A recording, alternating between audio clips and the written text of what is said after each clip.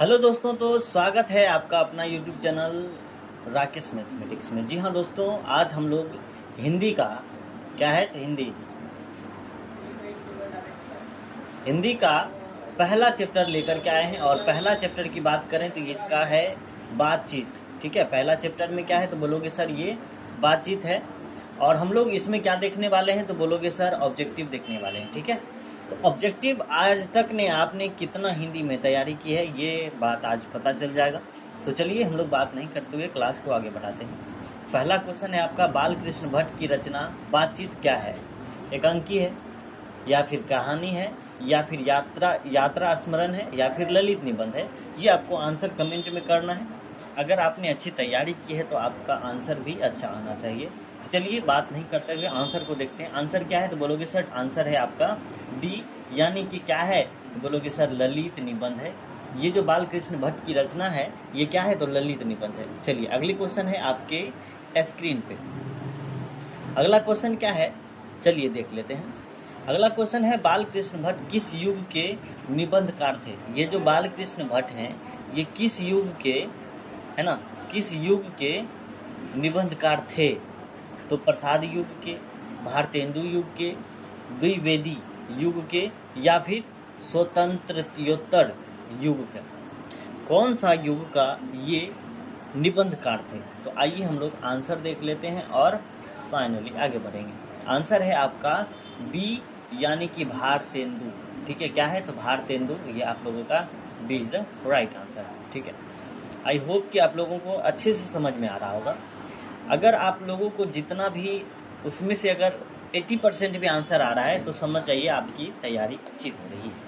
चलिए तीसरा number question क्या है, मनुष्य की बातचीत का उत्तम तरीका क्या है? ये जो मनुष्य है इसका बातचीत का उत्तम तरीका क्या होता है? द्वितापूर्ण बात करना, तर्कपूर्ण बात करना, ठीक है, या फिर भीड़ से बात करना, या फिर अवाक होकर अपने से बातचीत करना। अगर अवाक होकर खुद से बातचीत करोगे तो ये क्या है आपको पागल घोषित कर देगा। क्या कर देगा? आदमी आजकल पागल घोषित कर देगा। ठीक है, तो आपको पागल नहीं होना है, तो आराम से इसका आंसर देना है। क्या होगा इसका आंसर? आइए देख लेते हैं आंसर क्या है तो बोलोगे सर डी, अवाक होकर अपने से बातचीत। मनुष्य की बात करने का उत्तम तरीका क्या है तो बोलोगे सर अवाक होकर अपने से बातचीत करना। ये है इसका राइट आंसर। चलिए आगे बढ़ते हैं। अगला प्रश्न है 4 नंबर आपके स्क्रीन पे। ये संवाद में सबसे महत्वपूर्ण क्या है? तो संवाद में सबसे महत्वपूर्ण क्या है? तर्क है, जिज्ञासा है, या फिर आत्मीयता है, या प्रभावपूर्ण भाषा है?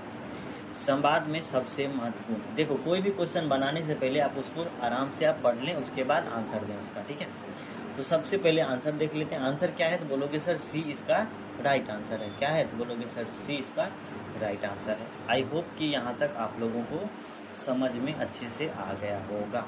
ठीक है, चलिए आगे बढ़ते हैं अगले प्रश्न की ओर। अगला प्रश्न है आपके स्क्रीन पे 5 नंबर क्वेश्चन। बाल कृष्ण भट्ट का जन्म कब हुआ था? ये आप लोगों को तो आना ही चाहिए। कब हुआ था तो कमेंट बॉक्स में आराम से कमेंट करेंगे कि कब हुआ था बाल कृष्ण भट्ट का जन्म। 23 जून 1884 में, 23 जून 1844 ईस्वी को, 20 जुलाई 1902 ईस्वी को, 18 दिसंबर 1834 ईस्वी को? ये आपको कमेंट करना है। कब हुआ था? बोलोगे सर ये जो है 23 जून को, ठीक है, ये 23 जून 1844 को इसका जन्म हुआ था। आई होप कि यहाँ तक अच्छे से समझ में आ रहा होगा आप लोगों को। और इसी तरह आप लोग प्यार और आशीर्वाद बनाए रखें, लाइक कमेंट एंड शेयर करते रहें ताकि हमें भी आगे उत्साह मिले। ठीक है, संयोगिता स्वयंवर रचना, संयोगिता स्वयंवर रचना किसका है? अलग कृष्ण भट्ट की, या प्रताप नारायण मिश्र की, या फिर श्रीनिवास दास की, या फिर मैथिली शरण गुप्त की? ये क्या है, ये किसका रचना है ये आपको बताना है। तो मैं बता दूं ये जो है आपका श्रीनिवास दास का है। ये क्या है तो बोलोगे सर श्रीनिवास दास का है, यानी ऑप्शन नंबर सी इसका राइट आंसर है। अगर आप में दम है अगर आप में सच में आपने हिंदी की तैयारी की हो तो आप कम से कम 20 क्वेश्चंस में से आपको कितना लाना है, 80 या फिर 15 प्लस आ जाए तो समझ जाओ अच्छी तैयारी। कौन सी रचना बालकृष्ण भट्ट की नहीं है, इसमें से बताना है आपको कौन सी रचना बालकृष्ण भट्ट की नहीं है। ठीक है, तो नूतन ब्रह्मचारी, 100 अजान 1 सुजान, या फिर सभद्रा का अभाव, या परीक्षा गुरु, ये कौन सा नहीं है इसकी रचना, ये बताना है आपको कि बालकृष्ण भट्ट की कौन सी रचना नहीं है। तो बोलोगे सर परीक्षा गुरु।